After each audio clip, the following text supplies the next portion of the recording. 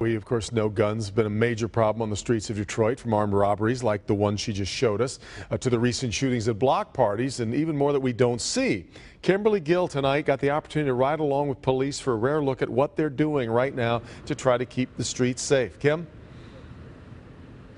Devin, I tell you what, I had no real idea what I was signing up for or what I was getting into when I agreed to do this ride along with police. But I tell you, just after riding with them for a couple of hours, it is amazing the job that they do to try to keep the streets clean and get guns off the streets because, as you said, there are so many that are illegal on the streets of Detroit.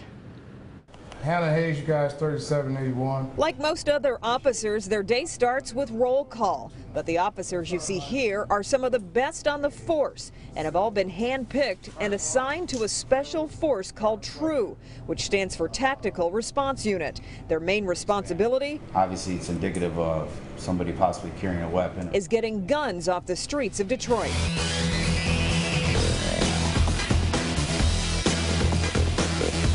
During our ride, we saw people happy to see officers patrolling the streets, like this man who praised officers for their work and just wanted to show off his grandbaby.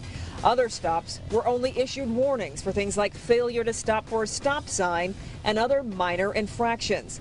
Then, after only about an hour and a half into our ride... That's not open carry. You can't be strapped up inside. I wasn't strapped up. Gotta be in the holster, bro. It's in your pocket, my man. What is you talking about? The officers found a 22-year-old man carrying a handgun in his pocket.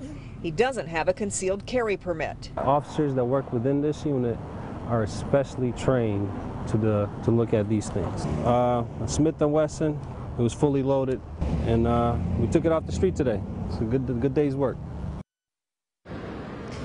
And the way these officers look at it is that every gun that's off the street is a life saved. And as you can see, they take their jobs very, very seriously. Whew, what a day. Reporting live on the east side of Detroit, Kimberly Gill, Local 4. Exactly. Our sentiments here for you, because you're only out there an hour and a half before they caught someone. So typically, how many guns did they tell you they confiscate? You know, Devin, they say it's random. It might have been hotter today because it's the first of the month or it's a full moon, you know, I don't know. But they say, you know, it can be one day they can get dozens of guns. I mean, today, just in, like I said, 2 hours, they got that one. And it's really amazing, impressive to see what these guys do. Sure was. All right, Kim.